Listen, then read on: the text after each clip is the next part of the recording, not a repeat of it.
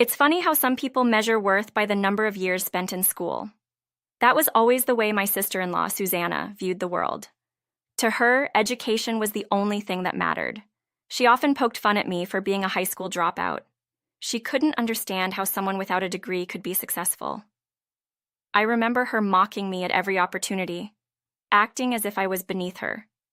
My name is Rosalind, and I'm a 28-year-old CEO of a successful IT company. The irony? I met my husband Clifton, Susanna's brother, at a business event, something Susanna never thought someone like me could attend, let alone excel in. Clifton and I now live in a condo, both of us working full-time jobs. We share the housework, with whoever has the time taking care of it. But because I often get home late, Clifton handles most of it. He never complains. He's always encouraging me, telling me he's proud of what I've achieved. Being married to Clifton felt like a blessing. I had everything: success, a supportive husband, and a peaceful life. Everything was perfect, except for Susanna. From the first time we met, Susanna made it clear she didn't think I was good enough for her brother. She seemed obsessed with my education, or lack thereof. The first thing she ever said to me was, "What's your highest level of education?" That was her way of sizing me up, of putting me in a box.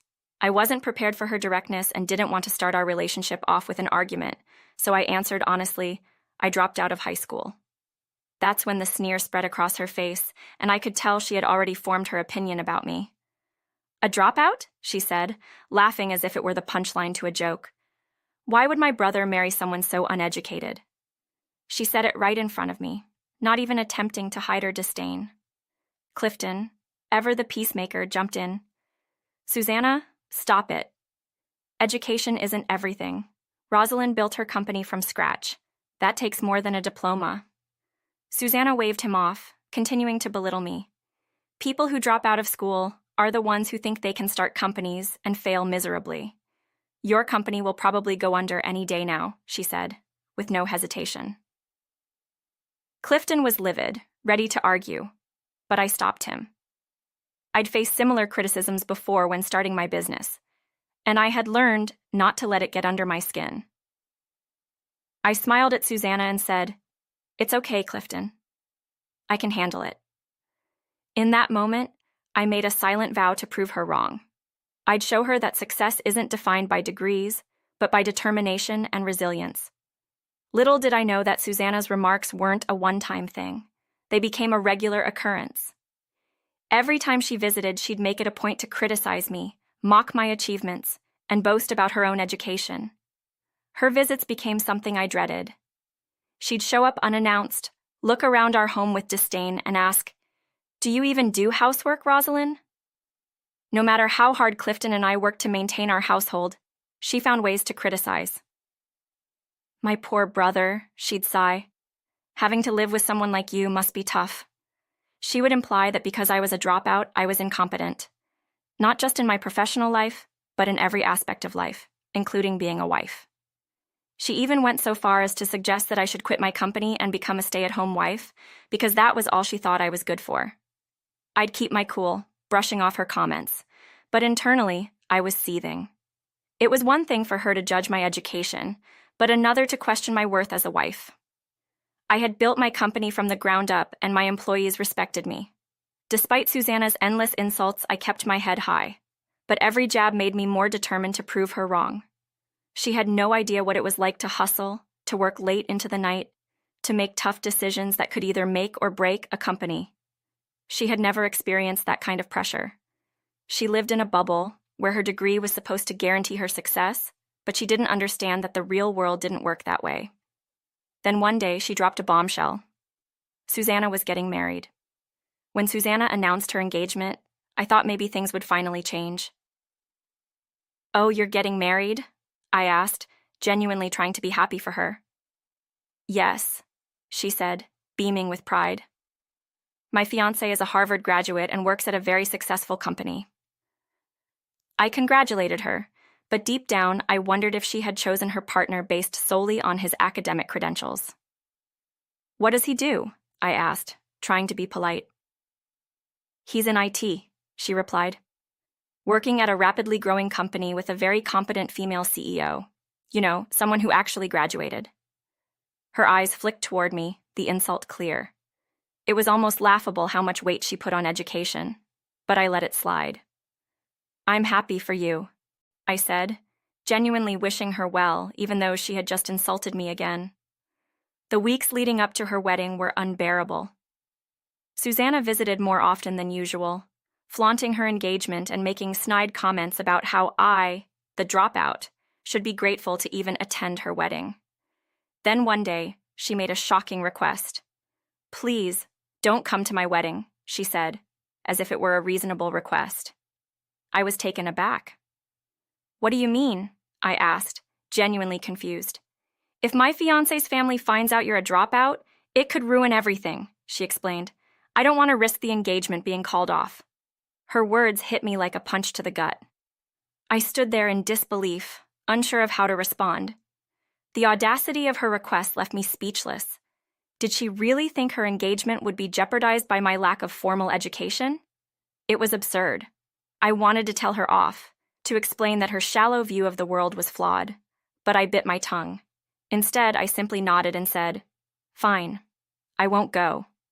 For the next few days, I debated whether I should really skip the wedding. Clifton, on the other hand, was furious. Your family, he said. It's ridiculous for her to ask you not to come. You're going, and that's final. I could see how much this was bothering him. He didn't want his sister's pettiness to ruin the day. So despite my reservations, I decided to attend. On the day of the wedding, I dressed in my best, determined to hold my head high. But as soon as I arrived at the venue, Susanna rushed over, her face twisted with anger. Why are you here? She demanded, her voice low but filled with venom.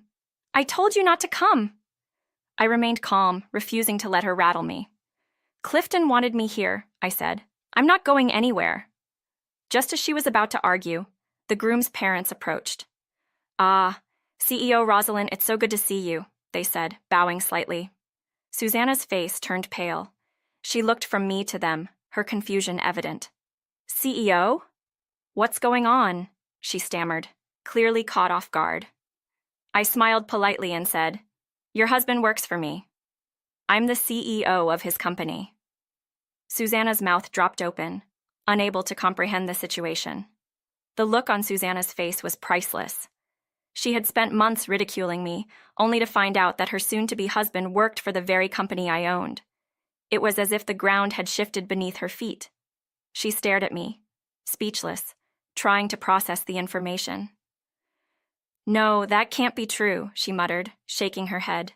There's no way. But before she could say anything else, her fiancé Victor walked over. Ah, boss, I didn't expect to see you here, he said with a smile, bowing his head in respect. Thank you for coming. The color drained from Susanna's face as the reality of the situation finally sank in. Victor had called me boss, confirming that I was, indeed, the CEO of the company where he worked. Susanna was flustered, unsure of how to react.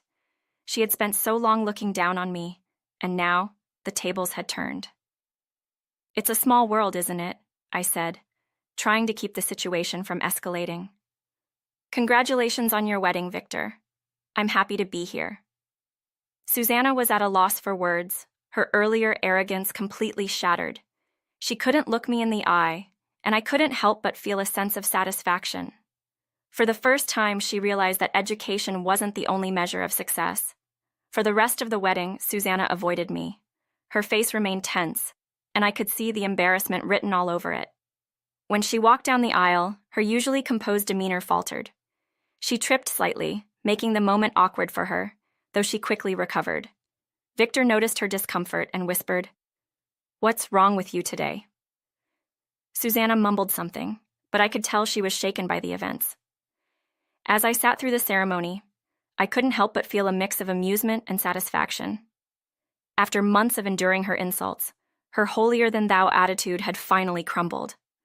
During the reception, she tried to stay as far away from me as possible, while her husband occasionally came over to check on me. I hope you're enjoying yourself, boss, he said, his face showing genuine warmth. I smiled politely and responded, Yes, thank you, Victor. It's a lovely wedding. Susanna, overhearing the exchange, finally worked up the courage to approach me. Her face still held traces of humiliation, but there was a new expression, one I hadn't seen from her before.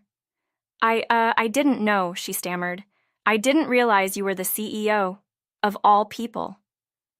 I gave her a tight smile, not wanting to dwell on her past behavior. It's fine, I said, though the tension between us remained palpable. She wasn't used to being the one in a vulnerable position, and it was clear she didn't know how to handle it. After that day, Susanna's attitude toward me changed completely. It was as if she had flipped a switch. The snide remarks stopped, and instead she began complimenting me. Awkwardly at first, but it was a noticeable shift. You're a CEO while balancing your home life, she said one afternoon when she visited Clifton and me. That's incredible.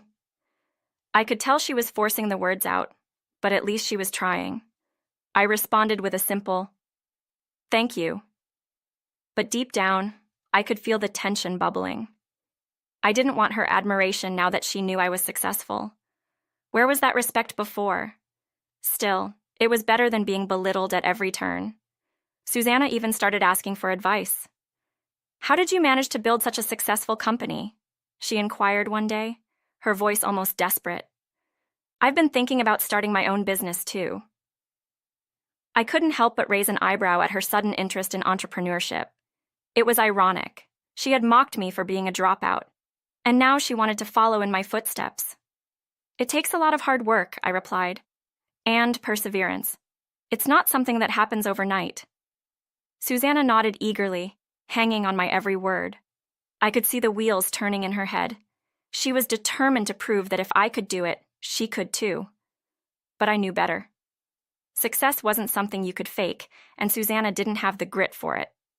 Still, I kept my thoughts to myself, curious to see how things would play out. Over the next few months, Susanna made several attempts to start her own business.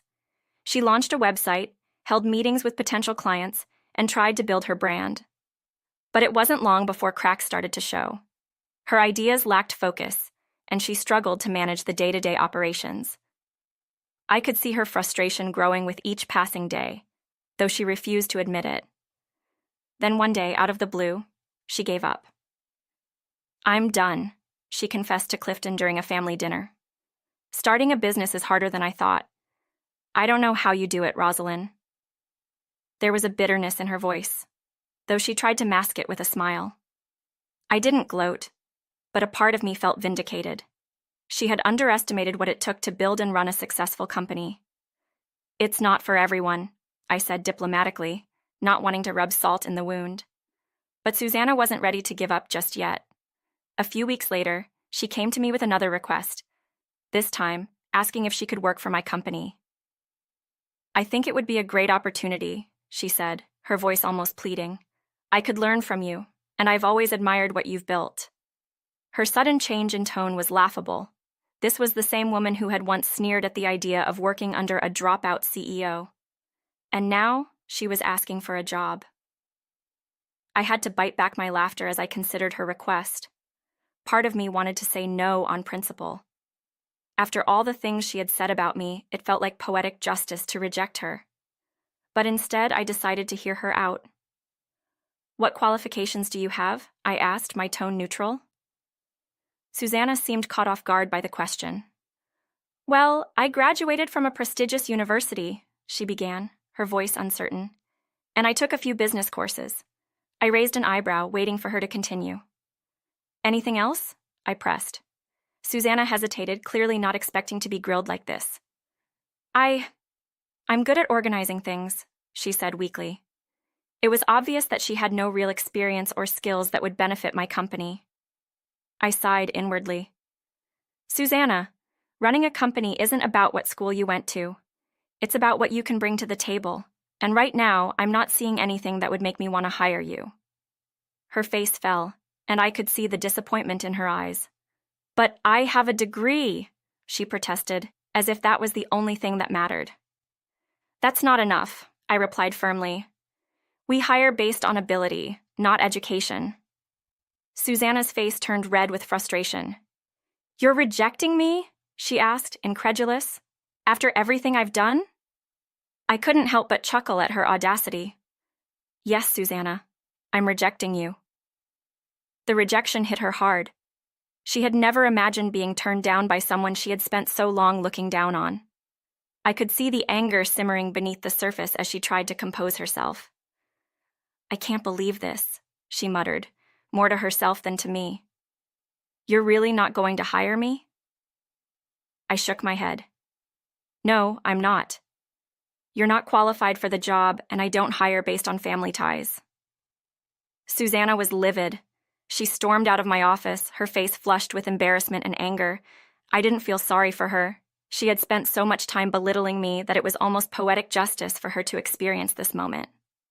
After that, Susanna stopped asking me for favors. She no longer bragged about her education, and her visits to our home became less frequent. Clifton noticed the change in her attitude and commented on it one evening as we sat together. I think Susanna's finally starting to realize that the world doesn't revolve around degrees, he said, a hint of amusement in his voice. I nodded, though I knew it was more than that. Susanna's pride had been shattered, and she was struggling to rebuild herself. In the months that followed, she tried to find other jobs, but without any real qualifications or experience, she faced rejection after rejection. It wasn't long before she gave up on her career ambitions altogether and decided to become a housewife. But even that wasn't easy for her. Susanna had never been one to take care of household responsibilities. She had always relied on others, first her parents, then Victor. But now, as a full-time housewife, she found herself floundering. She couldn't cook, struggled with laundry, and often made a mess of things. Victor, who had been patient at first, started to lose his temper.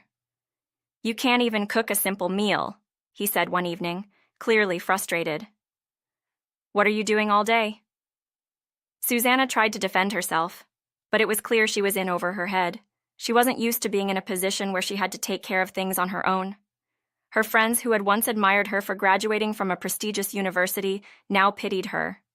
You went to college and now you're just a housewife? They would say, their words dripping with condescension.